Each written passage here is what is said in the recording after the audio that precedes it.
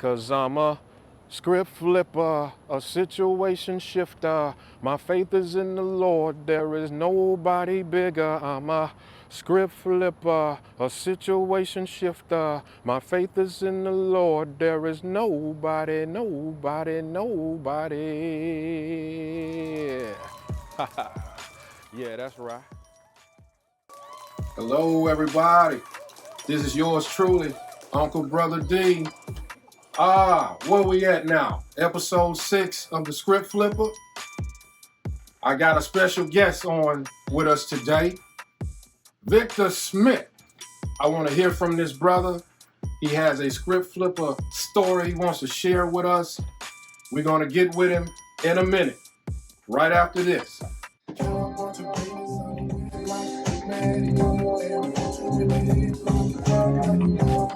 This is yours truly, Uncle Brother D. We in the building with Brother Victor Smith.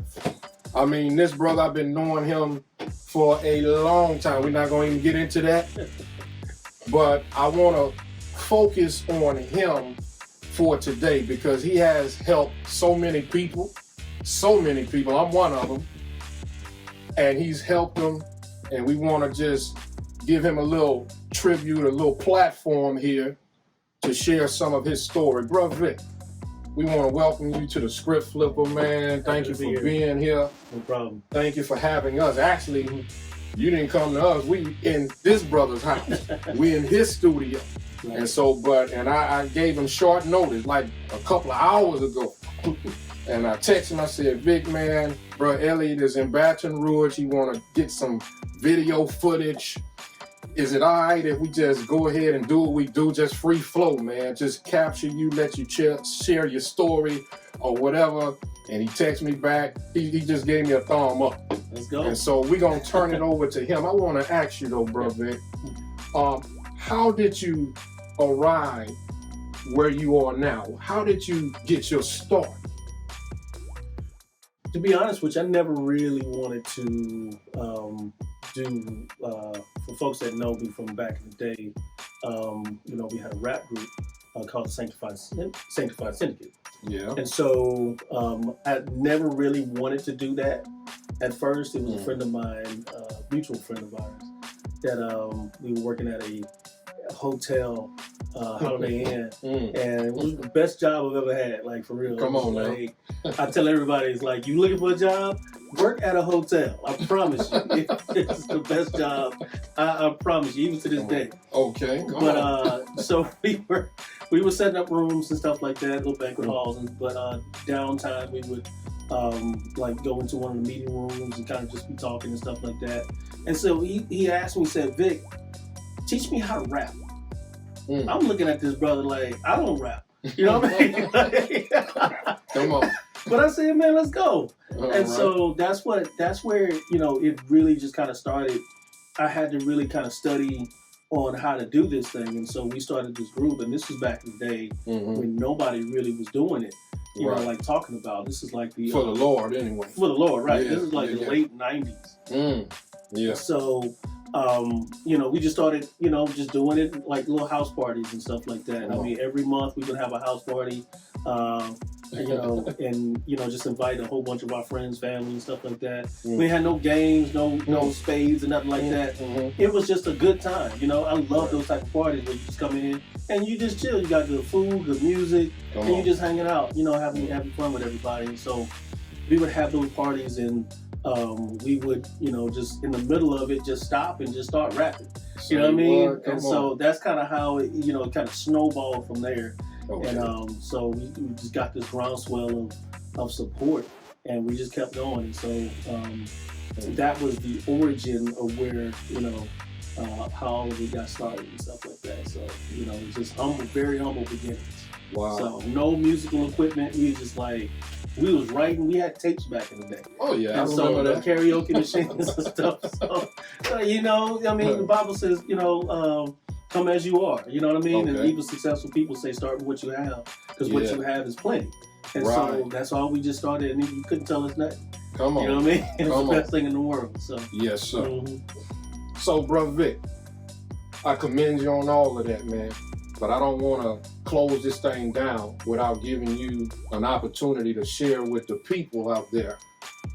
Do you have what I call a script flipper moment? The church calls it testimony, where God had to come in on a situation that you was in and it was overwhelming or whatever, but he came in and he changed that thing all the way around. That's my script flipper moment. What is your script flipper moment that you can share with us? I got many of them, but this particular one is the reason why I do what I'm doing and why I'm still here. Like I told you, I got a degree in psychology. I was supposed to be in Colorado going after that degree. Okay. And so the group that I was affiliated with, the Sanctified Syndicate, we had a nasty breakup. And we still kind of feeling the effects of it, you know, even to this day, but we're still brothers. Right. But I didn't know what I was going to do at that point when we broke up. And so the same mutual friend that I talked about before asked me to come to this event in Lafayette. This is a Unity in Christ concert. Okay. I think it's one of the first ones that they did. They used to do them annually. But this is one of the first ones where a lot of people from all over Louisiana was coming out to a lot of rappers and was coming out to this one spot, and we just go in for God. Come on. And so I really didn't want to go. And so he begged me to go because he had some issues. He had some things that he needed to do too. He had a group on his own, and so we went out there, and when I tell you, it was the worst concert I've ever seen in my life, and I promise you, it was not even close.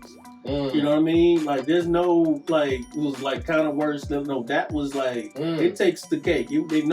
No race. There's nobody else in the race. That Joker was bad, bro. Oh my God. I'm gonna tell you how bad it was. Like, you know how I told you I can, I see artists. When you see artists are far back on the stage, it shows a sign of insecurity. Come on. Right? When they're reading from papers while they on stage, when they have their phone out, and saying, hey, we just wrote this song on here, and and we're gonna do it. I'm sitting in my mind, I'm like, well, why are you on stage doing this? And you couldn't seriously, you don't have no other songs that you know? I'm like, like, this supposed to be ministry, right? Right. Yeah.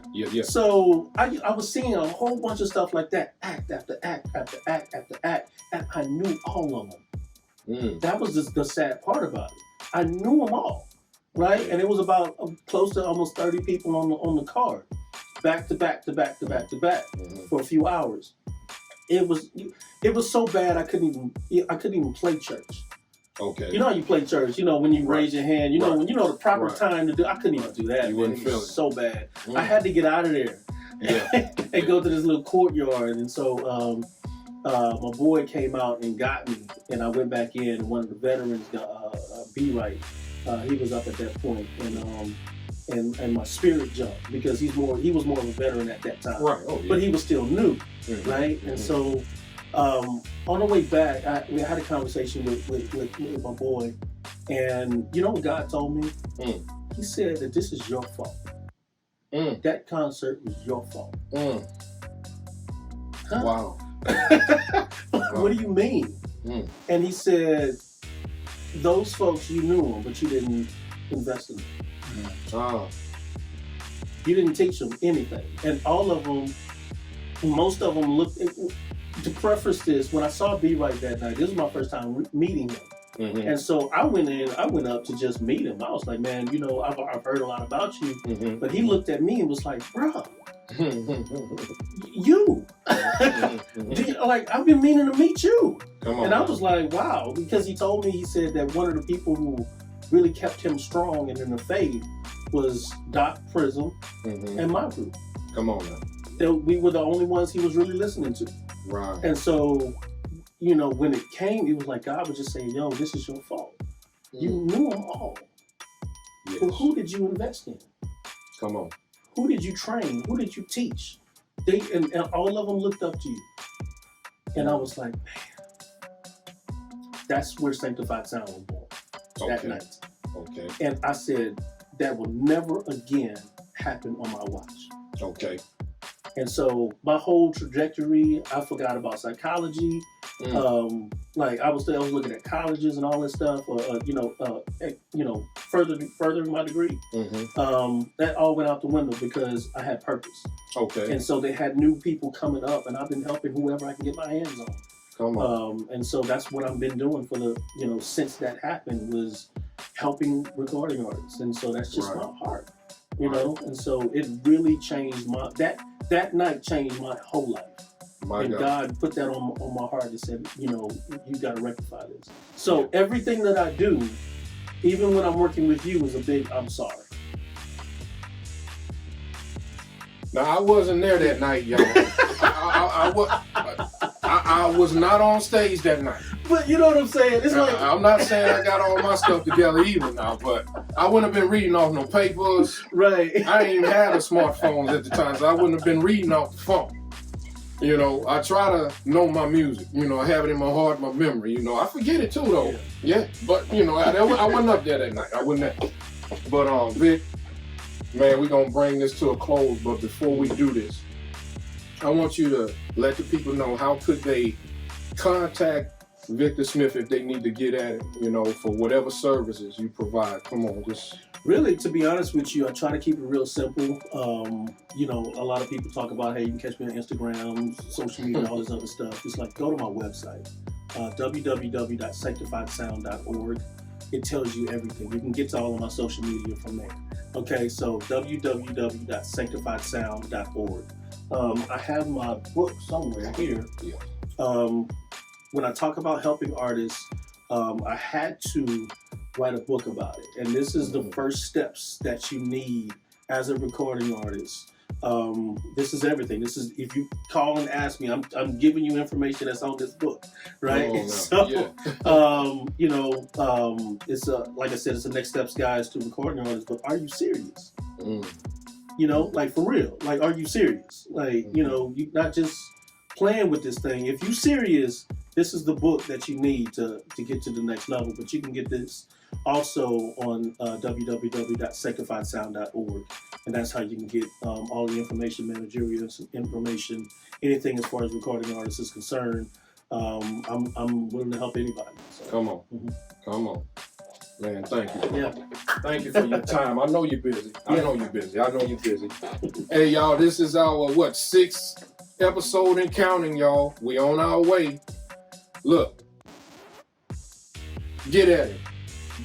Contacting, whatever. Y'all know how to contact me too. My social media stuff, all of that is probably on the screen. But look, until the next time, we got to get on up out of here. But until the next time, God bless y'all. We love you. Y'all be good one to another like cookies and milk. It's good to Uncle Brother D. Right. 'Cause I'm a script flipper, a situation shifter. My faith is in the Lord. There is nobody.